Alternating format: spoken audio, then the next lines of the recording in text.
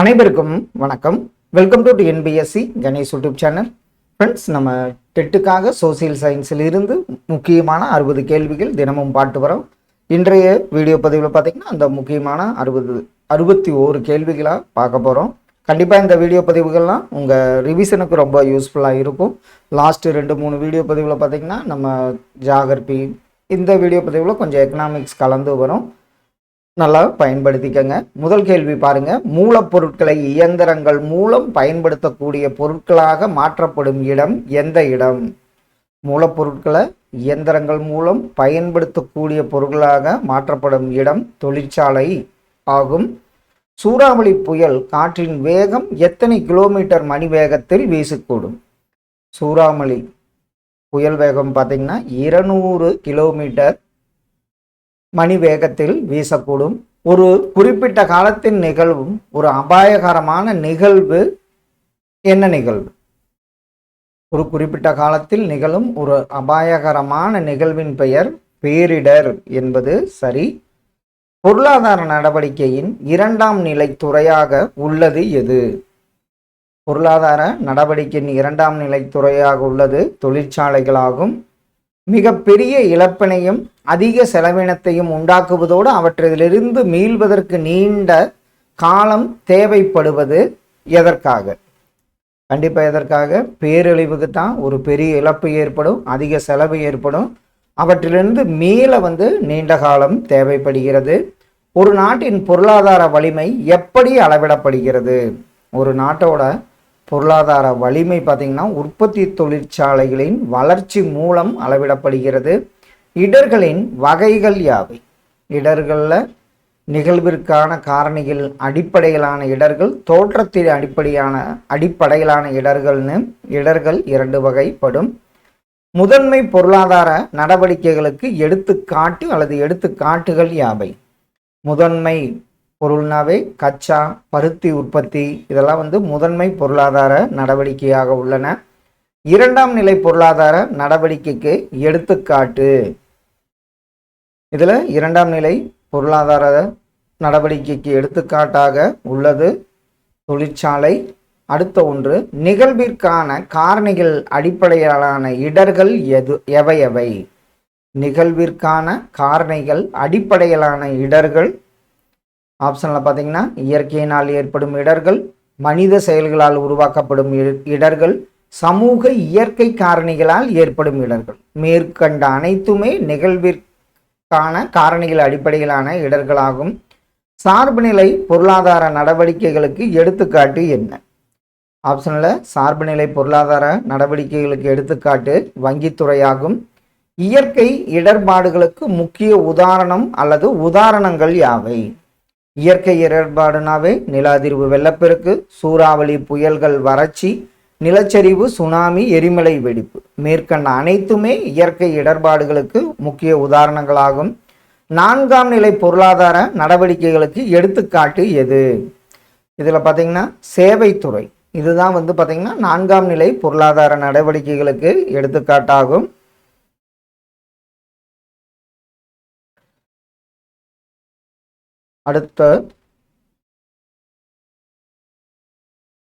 இதில் பார்த்தீங்கன்னா 4ஆம் நிலை பொருளாதார நடவடிக்கைகளுக்கு சேவைத்துறை சொல்லி வச்சிட்டோம். நெக்ஸ்ட் ஒன், மனிதனால் உருவாக்கப்படும் இடர்களுக்கு உதாரணங்கள். மனிதனால் என்னாகும்? குண்டுவெடிப்புகள், அபாயகரமான கழிவுகள், நீர், காற்று, நிலம் மாசடைதல், அணைக்கட்டு உடைதல், போர், உள்நாட்டு கலவரங்கள், தீவிரவாத செயல்கள், இவை அனைத்துமே பார்த்தீங்கன்னா மனிதனால் உருவாக்கப்படும் இடர்களுக்கு உதாரணமாகும். முதன்மை அல்லது முதல் நிலை பொருளாதார நடவடிக்கைகளை உள்ளடக்கிய தொழில்கள் யாவை? இது ஒரு முக்கியமான கேள்வி. இதில் பார்த்தீங்கன்னா கால்நடை மேய்த்தல், வேட்டையாடுதல், உணவு சேகரித்தல், மீன் பிடித்தல், விவசாயம், சுரங்க தொழில், கல் உடைத்தல், இதெல்லாமே பார்த்தீங்கன்னா முதன்மை நிலை பொருளாதார நடவடிக்கைகளுக்கு உதாரணங்களாகும். 2ஆம் நிலை பொருளாதார நடவடிக்கைகள் பற்றி சரியானது அல்லது சரியானவை எவை? 2ஆம் நிலை பொருளாதார நடவடிக்கைகளில் பார்த்தீங்கன்னா மூலப்பொருட்களை முறைப்படுத்துதல் மற்றும் உற்பத்தி மூலம் பயன்படும் பொருளாக மாற்றுவது, அடுமனைகளில் மாவுகளை ரொட்டியாக மாற்றுவது, உலோகங்கள் மற்றும் நெகிழிகளை முறைப்படுத்தி வாகனங்களாக மாற்றும் தொழிற்சாலைகள். இதில் வந்து பார்த்திங்கன்னா அனைத்துமே இரண்டாம் நிலை பொருளாதார நடவடிக்கைகளுக்கு சரியான கூற்று.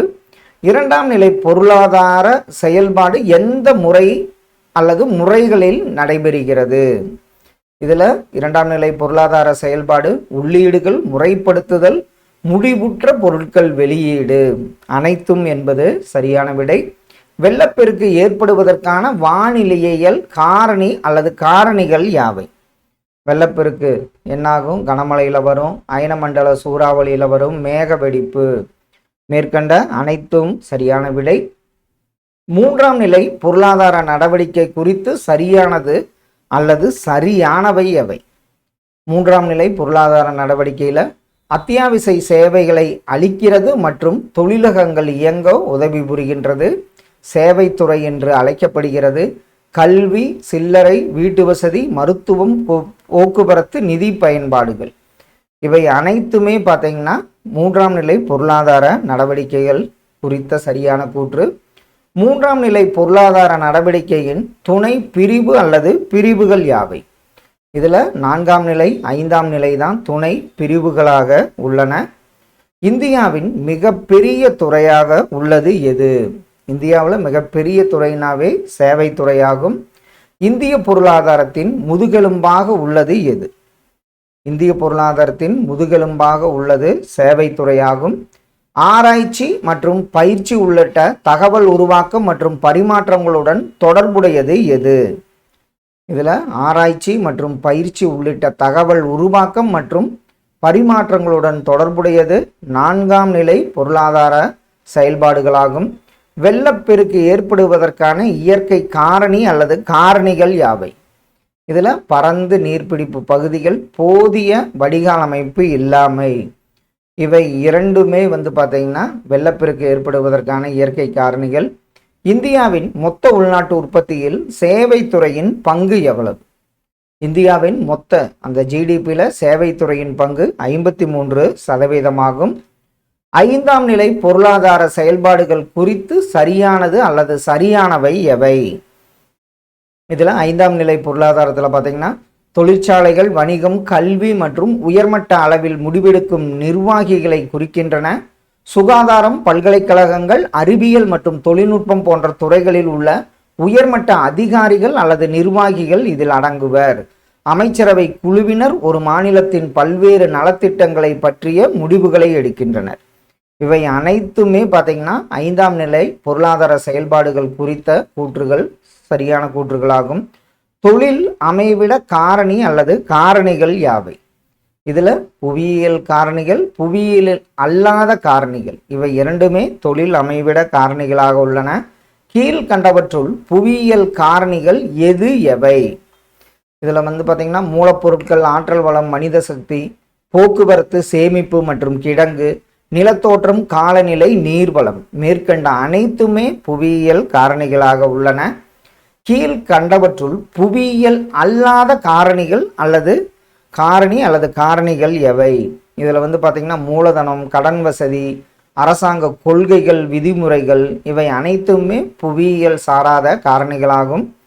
மூலப்பொருட்களின் அடிப்படையில் தொழிலகங்களின் வகைப்பாடுகள் என்னென்ன? இதில் வேளாண் சார்ந்த தொழில்கள், கனிமம் மற்றும் கடல் வளம் சார்ந்த தொழில்கள், வனவளம் சார்ந்த தொழில்கள், அனைத்துமே சரியான ஒன்று. வெள்ளப்பெருக்கு ஏற்படுவதற்கான மனித காரணிகள் என்னென்ன? நம்ம காட்டு அழிக்கிறோம், வண்டல் படிவுகள், முறையற்ற வேளாண் முறைகள், மேற்கண்ட அனைத்துமே வெள்ளப்பெருக்கு ஏற்படுவதற்கான காரணிகளாக உள்ளன. அளவு மற்றும் மூலதனத்தின் அடிப்படையில் தொழிலகங்களின் வகைகள் எது அல்லது எவை? அளவு அதில் பார்த்துருக்கோம், பெரிய அளவிலான தொழிலகங்கள், சிறிய அளவிலான தொழிலகங்கள். ஆப்ஷன் சி வந்து சரியான ஒன்று. வேளாண் சார்ந்த தொழிலகங்களுக்கு எடுத்துக்காட்டு அல்லது எடுத்துக்காட்டுகள் யாவை? இதில் உணவு பதப்படுத்துதல், தாவர எண்ணெய் உற்பத்தி, பருத்தி நெசவாலைகள், பால் உற்பத்தி பொருட்கள், அனைத்துமே வேளாண் சார்ந்த தொழிலகங்களுக்கு எடுத்துக்காட்டுகளாகும். கனிம வளம் சார்ந்த தொழிலகங்களுக்கு எடுத்துக்காட்டுகள் எதுன்னு பார்த்தீங்கன்னா இரும்பு மற்றும் சிமெண்ட் தொழிற்சாலை, இயந்திர கருவி உற்பத்தி, இவையெல்லாம் வந்து கனிம வளம் சார்ந்த தொழிலகங்களுக்கு எடுத்துக்காட்டு. தேசிய நீரியல் நிறுவனம் எங்குள்ளது? தேசிய நீரியல் நிறுவனம் பார்த்திங்கன்னா புதுடில்லியில் அமைந்துள்ளது. கடல் வளம் சார்ந்த தொழிலகங்களுக்கு எடுத்துக்காட்டுகள் என்னென்ன? இதில் பதப்படுத்தப்பட்ட கடல்சார் உணவு, மீன் எண்ணெய் உற்பத்தி அலகுகள், இவை இரண்டுமே கடல் வளம் சார்ந்த தொழிலகங்களுக்கு எடுத்துக்காட்டு. வனவளம் சார்ந்த தொழிலகங்களுக்கு எடுத்துக்காட்டு. வனவளத்தில் என்னென்ன வரும்?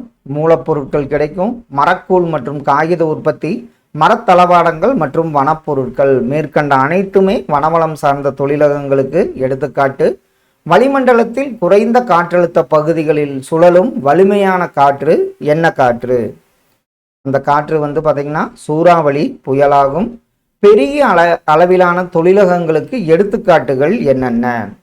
இதில் இரும்பு மற்றும் எக்காலை, எண்ணெய் சுத்திகரிப்பாலை, சிமெண்ட் தொழிற்சாலை, நெசவாலை தொழிலகங்கள், இவை அனைத்துமே பார்த்திங்கன்னா பெரிய அளவிலான தொழிலகங்களுக்கு உதாரணமாகும். சிறிய அளவிலான தொழிலகங்கள் இதில் எது வரும்? கண்டிப்பாக பட்டு நெசவு, வீட்டு உபயோக பொருட்கள் சார்ந்த தொழில்கள். ஆப்ஷன் சி இதற்கு சரியான விடை. உலக பாரம்பரியம் மிக்க வாகன தொழில் மையம் எது? அதைத்தான் நம்ம என்னன்னு சொல்கிறோம்?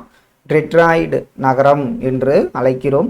இந்தியாவின் டெட்ராய்டு என்று அழைக்கப்படும் நகரம் நம்ம சென்னை ஆகும். இந்தியாவில் வெள்ளப்பெருக்கு பாதிப்பிற்கு உள்ளாகும் பகுதி அல்லது பகுதிகள் யாவை?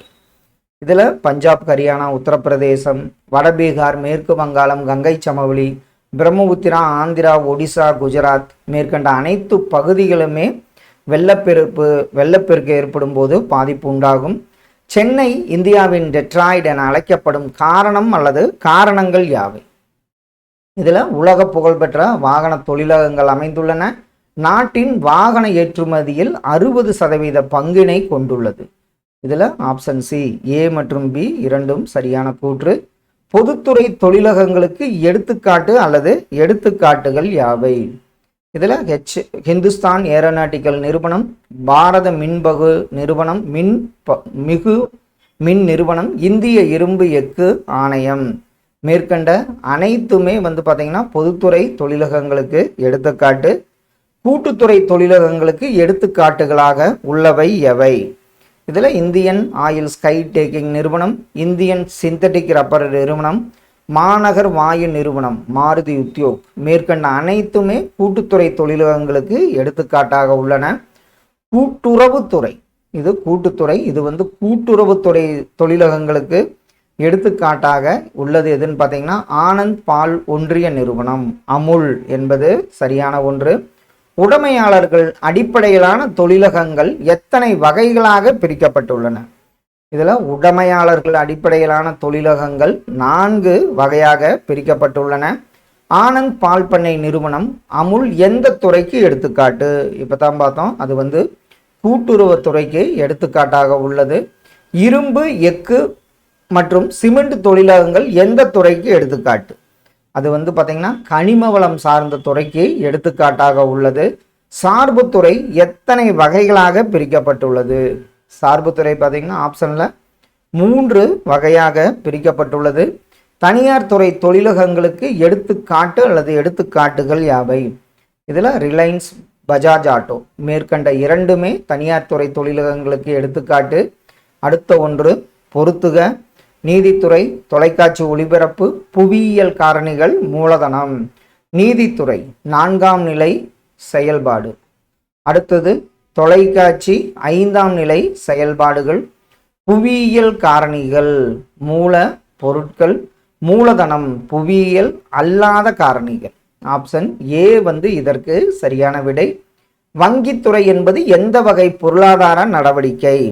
வங்கித்துறைங்கிறது பார்த்தீங்கன்னா 4ஆம் நிலை பொருளாதார நடவடிக்கையாகும். அரசாங்க முடிவெடுக்கும் செயல்முறைகள் எந்த நிலை செயல்பாடு? அரசாங்க முடிவெடுக்கும் செயல்முறைகள் பார்த்தீங்கன்னா 4ஆம் நிலை செயல்பாடுகளாகும். பெரிய அளவிலான தொழிற்சாலை நிறுவுவதற்கு தேவையான மூலதனம் கண்டிப்பாக எவ்வளவு இருக்கணும்? 1 கோடிக்கு மேல் இருக்க வேண்டும். சிறிய அளவிலான தொழிற்சாலையை நிறுவுவதற்கு தேவையான மூலதனம் என்ன? கண்டிப்பாக 1 கோடிக்கு குறைவாக இருந்ததுன்னா அந்த தொழிலகங்கள் பார்த்திங்கன்னா சிறிய அளவிலான தொழிற்சாலைகளாகும். சேலம் இரும்பு எஃகு ஆலையானது இரும்பு தாது கிடைக்கும் எந்த மலை அருகில் அமைந்துள்ளது? அந்த மலை பார்த்துருக்கோம், கஞ்சமலை அருகில் அமைந்துள்ளது. மனித உயிர்கள் மற்றும் உடைமைகளுக்கு அச்சுறுத்தலை உருவாக்கும் இயற்கையான நிகழ்வுகள் என்னென்ன? அந்த இயற்கையான நிகழ்வுகள் தான் பேரிடர் என்பது சரியான விடை. சரி, இதில் பேரிடர் வராது, இயற்கை இடர்கள் என்பது சரியான ஒன்று. பருத்தி நெசவு தொழிலகங்கள் அமைந்துள்ள இடம் அல்லது இடங்கள் யாவை? இதில் கோயம்புத்தூர், திருப்பூர், இது ரெண்டுலேயுமே பருத்தி நெசவு தொழிலகங்கள் அமைந்துள்ளன. ஹசார்டு என்ற சொல் எந்த மொழியிலிருந்து பெறப்பட்டது? ஹசார்டு என்ற அந்த சொல் பார்த்தீங்கன்னா பிரெஞ்சு மொழியிலிருந்து பெறப்பட்ட சொல்லாகும். ஃப்ரெண்ட்ஸ், இன்று எஸ்எஸ் ரிலேட்டடாக முக்கியமான ஒரு 61 கேள்விகள் பார்த்தோம். கண்டிப்பாக இதெல்லாம் உங்கள் ரிவிஷனுக்கு ரொம்ப யூஸ்ஃபுல்லாக இருக்குன்னு நம்புகிறோம். Thank you for your support.